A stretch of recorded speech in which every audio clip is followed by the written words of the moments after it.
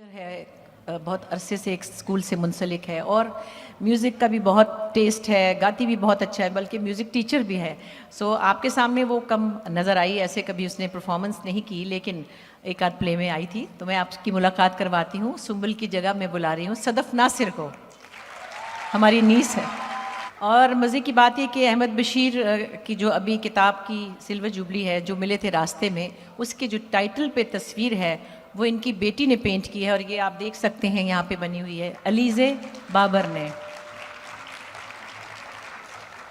इनके साथ ही चूँकि हम सब अहमद बशीर की के समंदर के चंद कतरे हैं, जैसे वो एक बड़े समंदर थे और उनकी एक्सटेंशन जब आप देखते चले जाते हैं, मैं तो कुछ ऐसा ओन नहीं करती, वो तो बहुत आलिम फाजिल आदमी थे, हम तो नालायक बेटियां हैं बाजी के सिवा। लेकिन हमने मुख्तलिफ़ जगहों पर अपनी शाखें फैलाई और उनकी एक्सटेंशंस की सूरत में हमें आपने देखा। अब्बा की ज़िंदगी में बहुत से पहलू थे, जिसमें सबसे बड़ा तो चीज़ों को जानना, फिर इंसानियत पर काम करना, फिर लोगों के साथ बर्ताव करना, फिर वो बहुत सी चीज़ों का इल्म हासिल करना चाहते थे। होम्योपैथिक पे अबूर था, इल्म जफ़र पे अबूर था, फिल्म मेकिंग पढ़ के आए थे हॉलीवुड से, उसके बाद म्यूज़िक पे बहुत अबूर था, क्लासिकल म्यूज़िक बहुत जानते थे। और फिर इसी तरह होते होते हमारे वालिद के अंदर जितनी भी चीज़ें थी उसमें ही ये सब एक्सटेंशन हैं। सो एक और एक्सटेंशन आपके सामने है जो बड़ी पॉपुलर अदाकारा हैं, ज़ारा नूर अब्बास।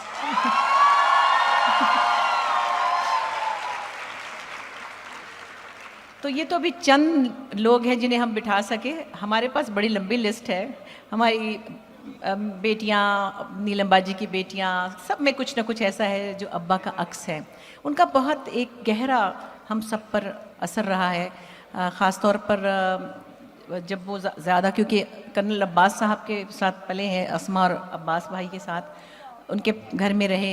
मेरे वालिदैन को इन्होंने बेटे की तरह, बल्कि बेटे की तरह नहीं, बेटे से बहुत अच्छी तरह, बहुत मोहब्बत से, बहुत खिदमत से उन्हें रखा, प्यार से। ऐसे दामाद नहीं होते, ऐसे बेटे भी नहीं होते। मगर बहरहाल कर्नल अब्बास, आपका बहुत शुक्रिया, आप यहाँ मौजूद हैं और आपकी वजह से वो घर हमारे लिए अब्बा का घर बना हुआ है।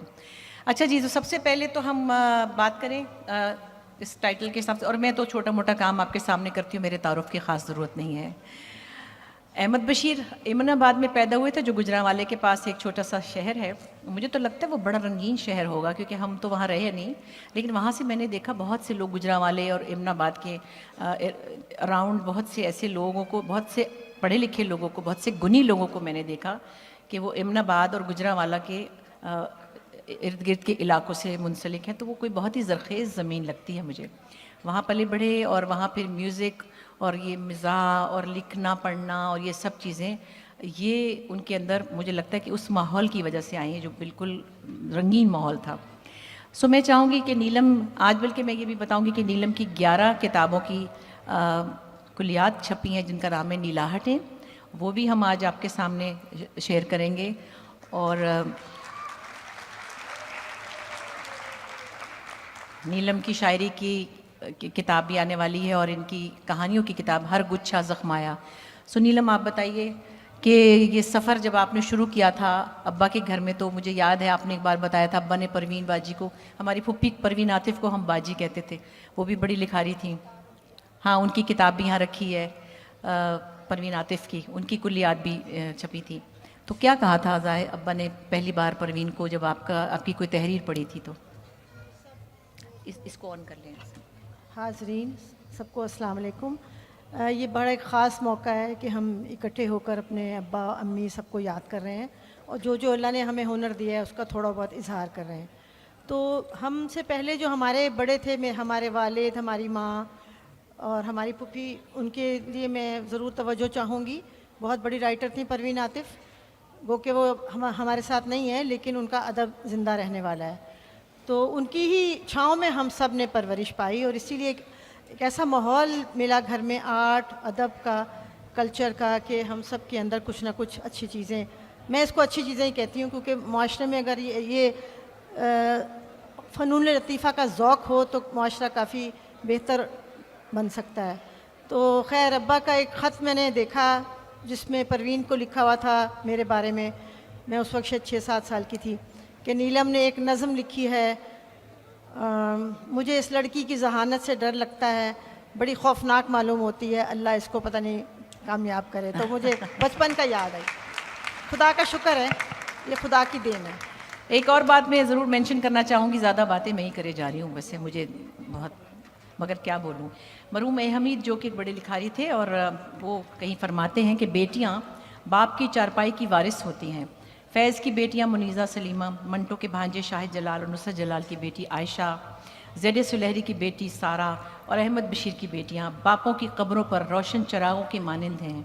तो हम हैं अहमद बशीर का कुंबा, जब तक हो सकेगा अल्लाह रोशन रखेंगे।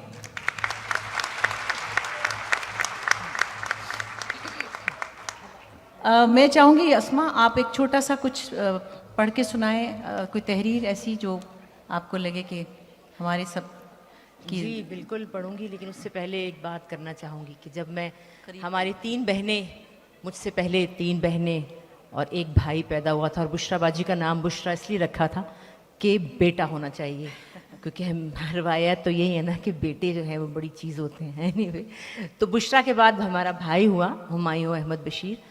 उसके बाद इन मियाँ बीवी ने सोचा कि अब तो लड़के ही शुरू हो जाएंगे, तो वो मैं आ गई।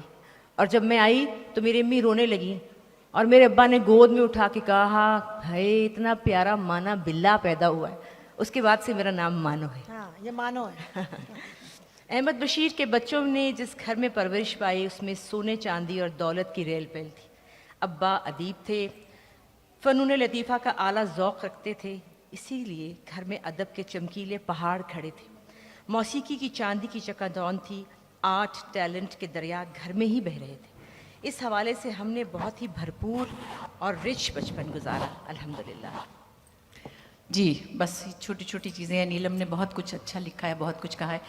मैं चाहूँगी सदफ़ नासिर, जो कि बहुत कमाल की पेंटर भी हैं और गाती भी हैं। अब ये हम इस बात पे बहुत गुस्सा करते हैं कि ये हमारे सामने हमें क्यों नहीं सुनाती। सुंबल की खसूसियात ज़ाहिर है इनमें भी आई हैं, और हम सब एक दूसरे को कॉम्प्लीमेंट ही करते हैं। लेकिन सदफ़, आपने भी कुछ एक टुकड़ा पढ़ने का ख्याल है आपका भी, तो सुनाइए प्लीज़। इसको ऑन कर लें। अस्सलाम वालेकुम एवरीबॉडी। ये प्रिविलेज है to be born into such a family, to be raised by such geniuses, creative geniuses. मैंने यहाँ होने की वजह से लाहौर में अपने नाना नानी के साथ बहुत वक्त गुजारा है। अपने चाइल्डहुड में मैं अब्बा को फ्रंटियर पोस्ट के दफ्तर लेके जाया करती थी। हम वहाँ बैठा करते थे और वहाँ पे एडिटर से जो सारी बहस होती थी, मैं बीच में एक साइलेंट विटनेस होती थी। बिकॉज ऑफ नीलम खाला एंड माई नाना नानी हम बचपन से किताबी फंक्शंस में जाते थे। हमें ये मेरा ख्याल है सेंस इन्हीं की वजह से डेवलप हुई कि हम भी लिटरेचर को अप्रिशिएट करें। मैं यहाँ पर अपने नाना अहमद बशीर की ये मशहूर सत्र आपको सुनाना चाहूँगी। उन्होंने मुमताज़ मुफ्ती के लिए लिखी थी। मुमताज़ मुफ्ती, तुमने मुझे अक्ल सिखाई, मैंने तुम्हें जुनून, और हम दोनों नाकाम रहे।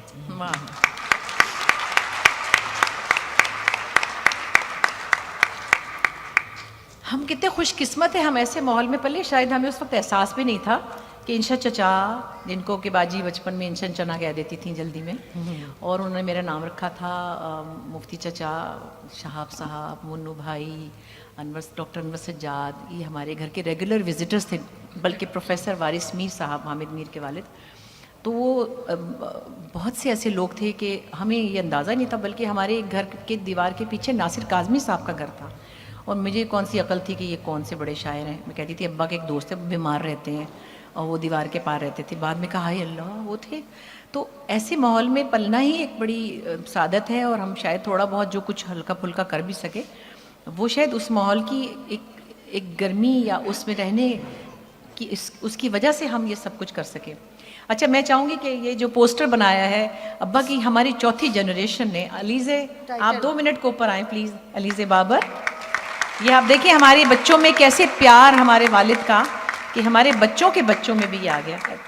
अब big round of applause for Alizeh Babar. खड़े हो जाओ उसके साथ। और जब ये अलीज़े 20 दिन की थी जब अब्बा चले गए इस दुनिया से। बस ये तो बहुत खुशकिस्मती है। अब्बा के सब नवासिब यहाँ बैठे हैं, वकास बैठे हैं, अहमद नासिर बैठे हैं, और मेरी बेटियाँ बाहर हैं, इनकी बेटियाँ सब लाइव देख रहे हैं। लेकिन अब्बा का प्यार ऐसा है कि मैं आपको एक बात बताऊँ, अब्बा के अंदर ममता थी। हमारी फ़ोन पे आवाज़ सुन के, थैंक यू बेटे, फ़ोन पे आवाज़ सुन के मेरी तो रोने लग जाते थे, मतलब इतनी सी आवाज़, इतना सा दिल था। और अम्मी बल्कि मजबूत थी थोड़ी सी, तो वो जो एक उनके अंदर नरमी थी, एक मोहब्बत की। खैर, तो हम नीलम की बात भी कर रहे थे कि इन्होंने, मैं तो कहती हूँ कि इस दफ़ा माशाल्लाह इनको तमगा इम्तियाज़ अनाउंस हुआ, 23 मार्च को इन्हें मिलेगा इनकी अदबी खिदमात पे। So this would be the 3rd civil award in the family. 2 मेरे पास हैं, एक अब्बा के पास और एक बाजी के पास, 4th है। सो अल्लाह के फजल से हमारी फैमिली में ये अल्लाह ने मेहरबानी की। और अकेले अपनी ही सपोर्ट के साथ इन्होंने ये सफ़र तय किया, दुनिया अदब में बहुत जल्दी मकाम बनाया और अकेले ही स्ट्रगल की। तो हम तो अपनी बहन पर बहुत बहुत फ़ख्र करते हैं, और ये मेरा बहुत मोतबर हवाला है। नीलम अहमद बशीर और अहमद बशीर, परवीन आतिफ़, ये हमारा बहुत मोतबर हवाला है, हमारे काम से कहीं ज़्यादा हैं। हम बड़े फ़ख्र से बताते हैं कि हमारी फैमिली में ये लोग हैं। सो आपको जैसे कि मालूम होगा, नीलम की लिखी हुई कुछ मज़ाहिया चीज़ें हैं, कुछ सैटायर ओरिएंटेड हैं, जो मैं पढ़ती हूँ बाहर जाके भी, तो बड़ा उस पर लोग अप्रिशिएट करते हैं। कुछ फ़नी भी हैं, और एक पिछले कुछ दिनों पहले पीस सॉन्ग हमने बनाया था, हमसाए मा जाए, और वो बाजी ने लिखा था, और बाजी ने उसको वैसे पढ़ रही थी तहतुल लफ्ज़, तो मैंने और अस्मा ने सोचा कि हम बाजी को ट्रिब्यूट देते हैं और इसको परफॉर्म करते हैं। सो वो हमने फिर उसका एक छोटा सा बनाया आइटम, और इंडिया को उड़ा दिया। वो तो 4 मिनट का